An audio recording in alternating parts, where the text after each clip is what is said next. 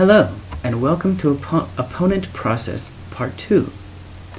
In this part, we'll be talking about the nervous system. In particular, we'll be talking about the everything else. The CNS has to do with the brain and the spinal cord.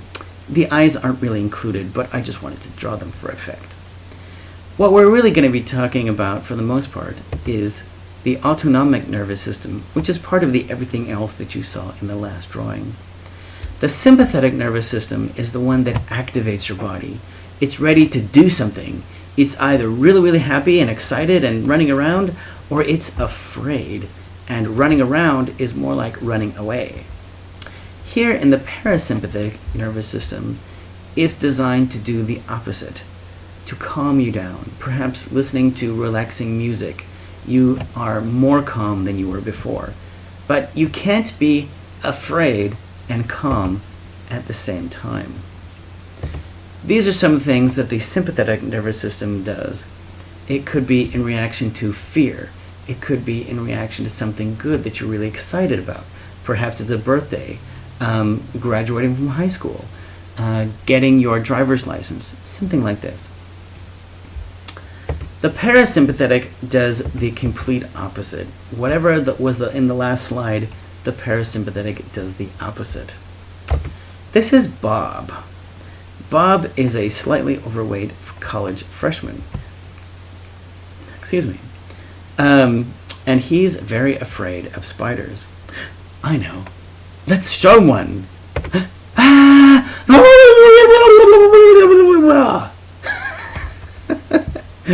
Bob didn't like that very much. This is what we would think of as emotion tied to the sympathetic and the parasympathetic nervous system. Bob got his sympathetic nervous system activated. He was afraid of spiders, he got activated, and now there are two ways for him to not be afraid. The first part is time passing, right? Is that the neurotransmitters are just metabolized. You just wait for that emotion to pass. But it can actually be short-circuited by you thinking. So this is the time passes. Oh my gosh, there's a spider. Okay, wait, it didn't do anything. Oh, I'm fine. Right? Or we show Bob the spider. But then Bob has the idea. Oh, that's just a spider. It's really not going to hurt me, and probably, even if it really wants to, its fangs are too small to penetrate my skin. A much shorter pathway to turning off the sympathetic nervous system. Now we're going to talk about neurons and the more mechanical biology. Here you see neurons with, although you can't really tell which one is which, they have dendrites, they have a lot of dendrites, which receive signals from other neurons, and they have one axon, which sends signals from that particular neuron to its next adjacent neuron. Here we can see what looks like a little clip from a film showing neuron transmission down the dendrite to the cell body. But this is actually where most of the magic actually occurs. It looks almost like two pieces of something. There was one piece and they both got ripped apart. But in fact, what it's trying to show is neuron transmission between an axon and a dendrite. This is the end of an axon. Notice there are vesicles. Each one of these vesicles is probably not filled with the same neurotransmitter. Whatever happened to that original neuron, this green one, is that, let's say it's an excitatory signal, meaning get excited, something is happening. One may be one neurotransmitter for excitement, the other one may be something completely different, and the third one something completely different after that. Then the vesicle closes up and actually retreats back up through the axon. Here we can see the dendrite, which has receptor sites on its surface. So what happens then is that neurotransmitter is released out of these vesicles and these neurotransmitter pieces fly towards the dendrite the brain actually is very economical.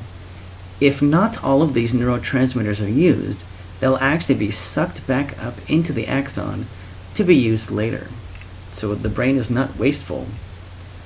What happens then when one of these neurotransmitter pieces falls to or flies towards the dendrite? And that's what you see here. Please notice that not all of the receptor sites are the same. Hence, that's what I was trying to show with the different colors, is that more than one kind of neurotransmitter is sent to the dendrite at any one time. What happens then when a neurotransmitter reaches the appropriate receptor site? Like here, we have this green one that's round. And this is actually what happens. The receptor binds to the neurotransmitter, and it is sucked down into the dendrite.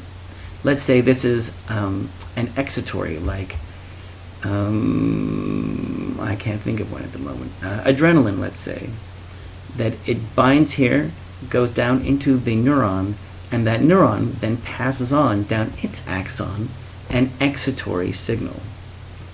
What happens if a neurotransmitter tries to bind with a receptor site that it's not designed for? And the answer is nothing, really.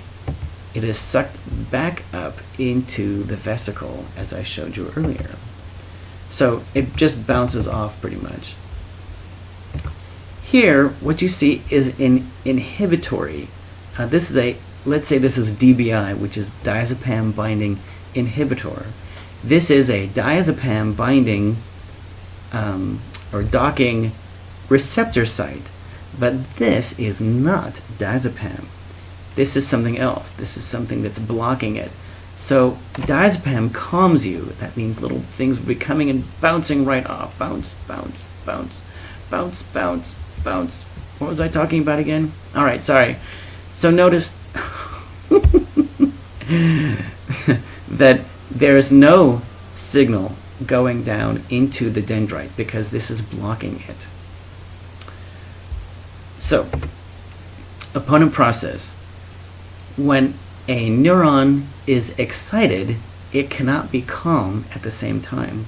When you feel an emotion, you cannot be happy and, let's say, excited and calm at the same time. One has to pass for you to have the other. Now, there is a way for you to be so happy that you start to cry, and we can talk about that later, but that's not part of this particular essay, or I don't know what I'm talking about, PowerPoint. A response can be triggered or it can be inhibited. What's interesting here is that whether a neuron is being excited or inhibited, now not blocked, but inhibited, like a transmission that says, don't do that, the neuron is actually still working. There isn't hardly any time that I can think of when the neuron is actually not doing something. It's either sending signals saying, do that, do that, do that, or it's sending signals saying, don't do that, don't do that.